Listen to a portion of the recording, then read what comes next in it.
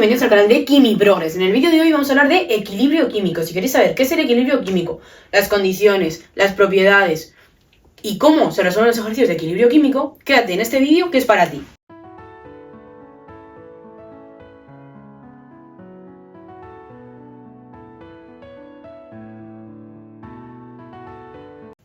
El equilibrio químico es un tipo de reacción que se produce en aquellas reacciones que pueden ir en dos direcciones, es decir, que son reversibles. Podemos ir de A más B para dar C más D, o esos productos que son C más D pueden combinarse para dar otra vez los reactivos A más B.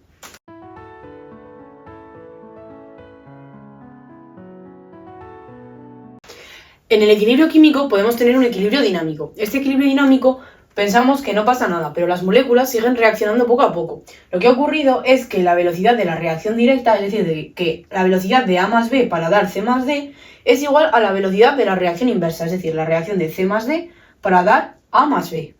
Eso es lo que ocurre en los equilibrios dinámicos. A continuación vamos a ver sus características.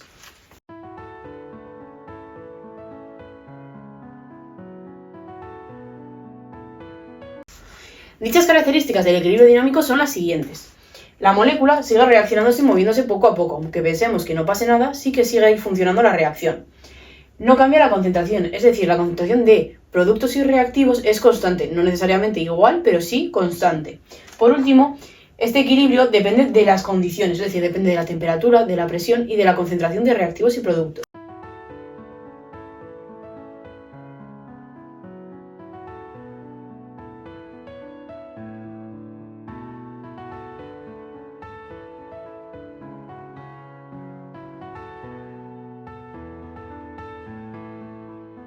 La constante de equilibrio, que aquí denominamos Kec, es un número que me indica la relación que hay entre la concentración de productos entre la concentración de reactivos.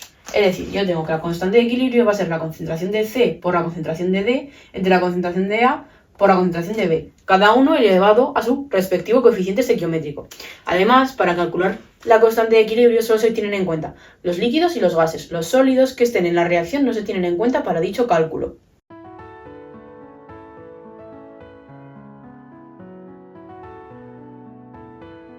A continuación vamos a ver qué podemos interpretar a través de la constante de equilibrio.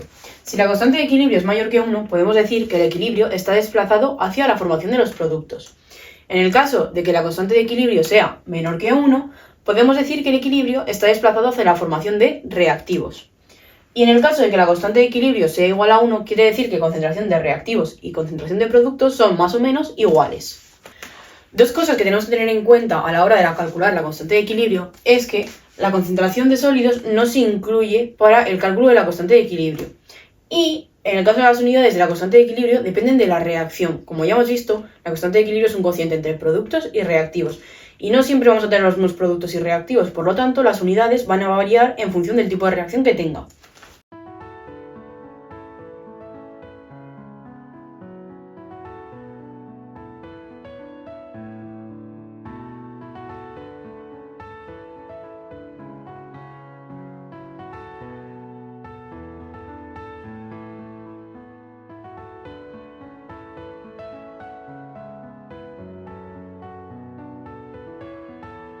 A continuación vamos a ver el principio de Le Chatelier.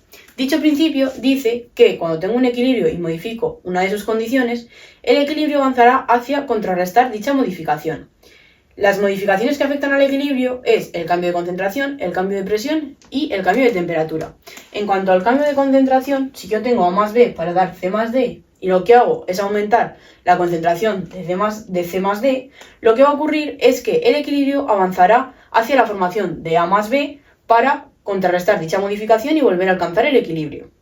En el caso de la presión, cuando yo aumento la presión del equilibrio, lo que ocurre es que el equilibrio va a avanzar hacia donde menos moles gaseosos haya de la reacción.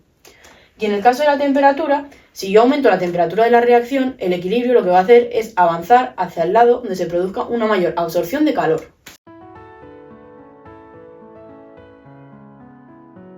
A continuación vamos a ver la relación que tiene la constante de equilibrio con la constante de velocidad. Tenemos el equilibrio A más B para dar D más C y tenemos una constante directa y una constante indirecta de velocidad.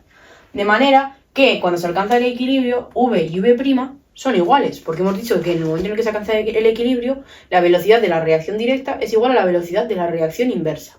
De tal manera que al igualar V y V', tenemos KD por A por B es igual a KI, que es la K inversa, por C por D. Vale, yo paso las concentraciones de A y B aquí dividiendo y KI pasa aquí dividiendo. De tal forma que KD entre KI es igual a la concentración de C por la concentración de D entre la concentración de A por la concentración de B. Y esto es la constante de equilibrio. De manera que la constante de equilibrio es igual a la constante directa entre la constante inversa de velocidad.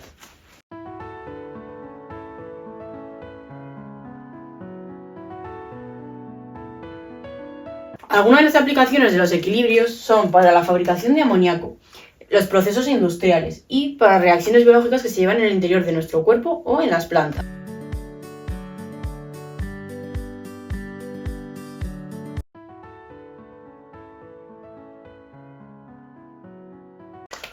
A continuación vamos a hacer un ejercicio que me dice que a 300 grados y una presión total de 629 atmósferas tengo la reacción de ácido clorhídrico más oxígeno y su alfa es de 0,8.